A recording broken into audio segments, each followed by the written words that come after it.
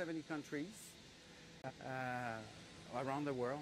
So, but I did 4 missions, United Nations missions, which is Syria and Haiti. I was 17 months in Haiti. And tell me, what is it like, because you've got PTSD, right? I got PTSD. And you've got tinnitus. I got tinnitus, yeah. So what is it like living with tinnitus and PTSD every day for you? Well, actually, my tinnitus is so loud in my head since it's due with all the noises from the aircraft and the high pitch from the aircraft there. What it does to my PTSD is sometimes I lose my memory. I dissociate, if it's the right word there. I'm hyper vigilant there, like you wouldn't believe. Like we're right here, and I know there's nobody around, but I'm still looking for stuff, you know. So you feel anxious?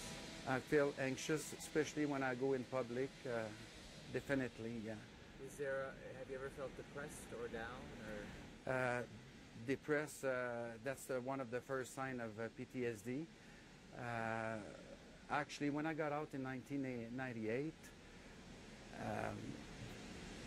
well, they let me out in perfect health while I was PTSD. My record shows I was PTSD, but my NICE certificate, which I still have at home, shows that I'm in perfect health.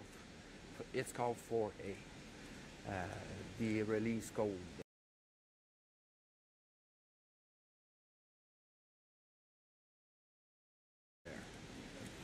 Are you getting, and of course you're not in perfect health because you have tinnitus and you have PTSD. Do you feel like you've been let down by the government? I wouldn't say that the whole government let me down. If I can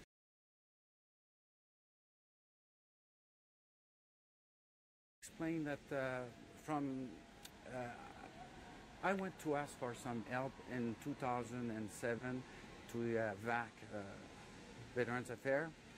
I was really, really depressed, down. I was crying over the phone. I asked for help. They gave me the help through the Centre Saint-Anne in Montreal, which they have an excellent team over there. I have nothing to say about my follow-up with the psychologist, the psychiatrist.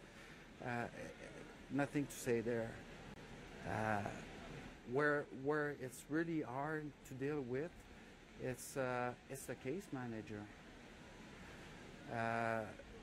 My tinnitus there, I've been asking for help for almost a year, since last August, and my psychologist and my psychiatrist identified that my tinnitus affect my PTSD because it brings me back my flashbacks, it brings me back, I go into that sort of other world, like another parallel world. It's like if I was wearing my uniform again when I feel in that aspect. It's a invisible uniform. It's hard to explain. So you were discharged in '98, and then it took, how long did it take for the PTSD for you to get diagnosed with PTSD? Okay, I didn't get discharged, but I took my release. Okay.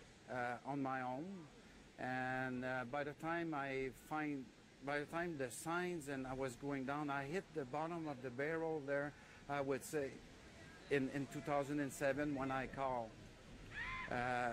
Between 98 and 2007, I was employed in about 12, 15 jobs, and I had 2 depression during those jobs. On top of that, I was really feeling bad. I didn't know what I had.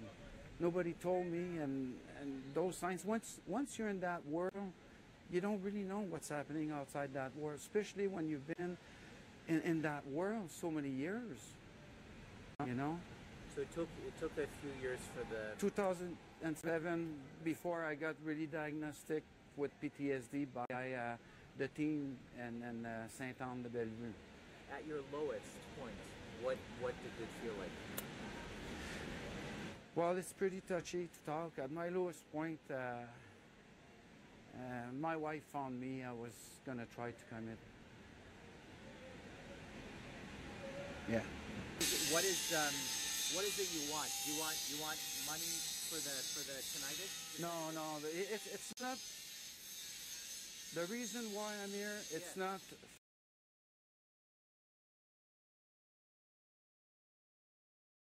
for give me some money. It's I just want to get better. I want my quality of life. I know there's a clinic of tinnitus in Montreal. They specialize on that. All they have to do is sign a piece of paper and send me to that clinic. I've been doing 2, 3 auditory tests. You know, at their request, they can't find the test anymore in their files. So same with the doctor. I did all the steps that they wanted. They have all the paperwork since December, and we're May now, going on June, and it's still pending. I don't know what they're doing. Even after my psychologist, my psychiatrist, they had meetings on the phone to tell the case manager he needs help. It's affecting his PTSD, and even that, So you feel like you're slamming your head against a wall, basically. Slamming. I guess you could say that. And you just want access to this clinic in Montreal that can help That's you. all I want. That's all I've been asking for the last year. Is you don't know. You know, tinnitus is something that you don't hear for others. It's something you don't feel. Like people cannot feel it for you, cannot see it, cannot hear it, but it's there, and there's not very many places you can go to really get the treatment for it. And Montreal is one, and I've been asking since November to go to Montreal since I found the clinic myself, which the case manager wasn't really interested probably to look into it, because we're still at this stage again, still in Maine. So your case manager is the one who could sign off on it, but won't. The case manager, the way I understand it, they're almost like God for us. You know, if they decide whatever, it's like in my files. There's hardly any notes of the past years. So what is the case manager been doing? Saying, "Oh yes, sir, we'll be taking care of you." Hang up the phone and then, you know, play cards or something. I don't know. I really don't know. Did you show them the tests, the case